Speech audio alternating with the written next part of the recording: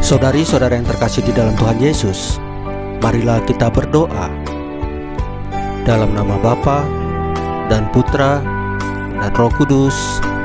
Amin. Bapa kami yang ada di surga, dimuliakanlah nama-Mu. Datanglah kerajaan-Mu, dan jadilah kehendak-Mu di atas bumi seperti di dalam surga. Berilah kami rezeki pada hari ini, dan ampunilah kesalahan kami, seperti kami pun mengampuni yang bersalah kepada kami. Dan janganlah masukkan kami ke dalam pencobaan, tetapi bebaskanlah kami dari yang jahat.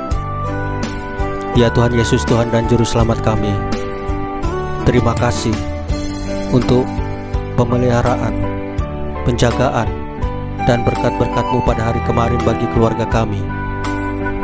Terima kasih untuk hari yang indah serta nafas kehidupan hari ini. Ampunilah segala perkataan, pikiran, tindakan, kelalaian kami ataupun perasaan kami yang tidak sesuai dengan firman-Mu, sehingga menimbulkan dosa-dosa bagi kami. Ampunilah ya Tuhan Yesus dengan kerahiman-Mu, dan berikanlah kerinduan yang besar kepada kami untuk menyambut tubuh dan darah-Mu dalam misa online ataupun misa offline. Ya Roh Kudus, hadirlah saat ini untuk memimpin dan membimbing kami dalam merenungkan dan membaca firman Tuhan Yesus, sehingga kami mengerti maknanya dan dapat kami laksanakan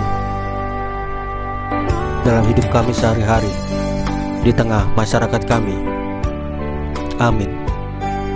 Dalam nama Bapa dan Putra dan Roh Kudus. Amin. Pembacaan Injil Markus pasal 6 ayat 14 sampai dengan 29. Dengan perikop, Yesus mengusir roh dari seorang anak yang bisu. Dimuliakanlah Tuhan. Ketika Yesus, Petrus, Yakobus dan Yohanes kembali kepada murid-murid lain, mereka melihat orang banyak mengerumuni murid-murid itu, dan beberapa ahli Taurat sedang mempersoalkan sesuatu dengan mereka. Pada waktu orang banyak itu melihat Yesus, tercenganglah mereka semua dan bergegas menyambut Dia. Lalu Yesus bertanya kepada mereka, "Apa yang kamu persoalkan dengan mereka?" Kata seorang dari orang banyak itu, "Guru, anakku ini kubawa kepadamu, karena ia kerasukan roh yang membisukan dia. Dari setiap kali roh itu menyerang dia, roh itu membantingkannya ke tanah. Lalu mulutnya berbusa, giginya berkertakan dan tubuhnya menjadi kejang. Aku sudah meminta kepada murid-murid-Mu supaya mereka mengusir roh itu, tetapi mereka tidak dapat." Maka kata Yesus kepada mereka, "Hai kamu, angkatan yang tidak percaya, berapa lama lagi aku harus tinggal di antara kamu? Berapa lama lagi aku harus sabar terhadap kamu? Bawalah anak itu kemari." Lalu mereka membawanya kepadanya. Waktu roh itu melihat Yesus, anak itu segera digoncang-goncangkannya, dan anak itu terpelanting ke tanah dan terguling-guling, sedang mulutnya berbusa. Lalu Yesus bertanya kepada ayah anak itu, "Sudah berapa lama ia mengalami ini?" Jawabnya, "Sejak masa kecilnya. Dan seringkali roh itu menyeretnya ke dalam api ataupun ke dalam air untuk membinasakannya. Sebab itu, jika engkau dapat berbuat sesuatu, tolonglah kami dan kasihanilah kami." Jawab Yesus, "Katamu, jika engkau dapat. Tidak ada yang mustahil bagi orang yang percaya." Segera ayah anak itu berteriak, "Aku percaya, tolonglah aku yang tidak percaya ini." Ketika Yesus melihat orang banyak makin datang berkerumun, Ia menegur roh jahat itu dengan keras, katanya, Hai kau roh jahat yang menyebabkan orang menjadi bisu dan tuli, aku memerintahkan engkau, keluarlah daripada anak ini, dan jangan memasukinya lagi. Lalu keluarlah roh itu sambil berteriak dan menggoncang-goncang anak itu dengan hebatnya. Anak itu kelihatannya seperti orang mati, sehingga banyak orang yang berkata, "Ia sudah mati." Tetapi Yesus memegang tangan anak itu dan membangunkannya. Lalu ia bangkit sendiri. Ketika Yesus sudah di rumah dan murid-muridnya sendirian dengan dia, bertanyalah mereka, "Mengapa kami tidak dapat mengusir roh itu?" Jawabnya kepada mereka, "Jenis ini tidak dapat diusir kecuali dengan berdoa." Demikianlah sabda Tuhan. Terpujilah Kristus. Saudari-saudara yang terkasih di dalam Tuhan Yesus, kadang-kadang kita kesal kepada seseorang, walaupun yang sudah diberitahu berkali-kali, sudah diajarkan dan sudah dinasehati berulang kali, namun tidak mengerti juga, tidak berubah juga. Saat diberitahu, manggut-manggut, mengerti, seolah-olah sudah paham.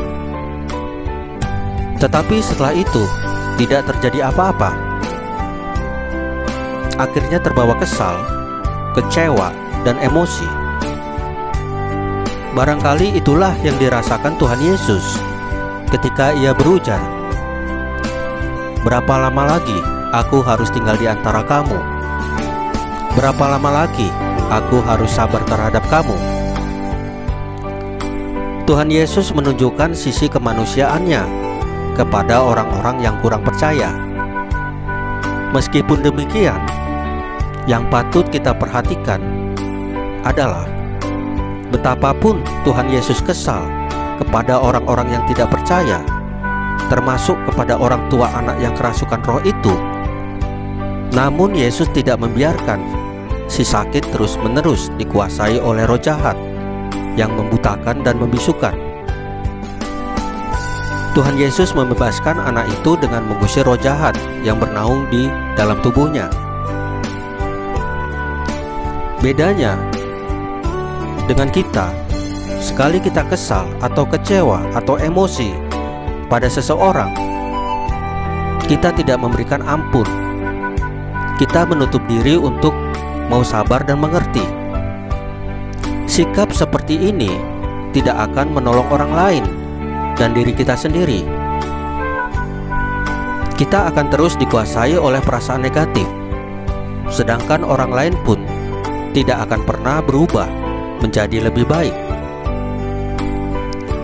Saudari-saudara yang terkasih dalam Tuhan Yesus, marilah kita berdoa sebelum mengakhiri bacaan dan renungan hari ini. Dalam nama Bapa dan Putra dan Roh Kudus. Amin.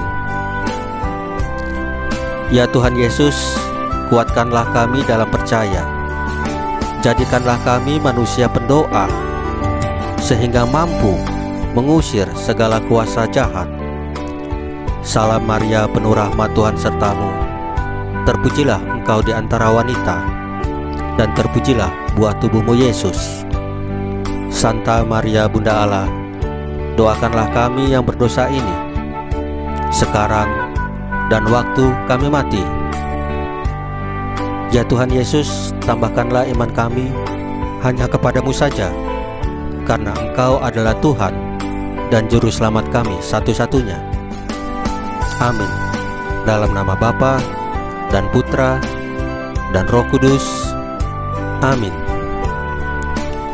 Saudari-saudara yang terkasih di dalam Tuhan Yesus, bacaan firman dan renungan hari ini sudah selesai.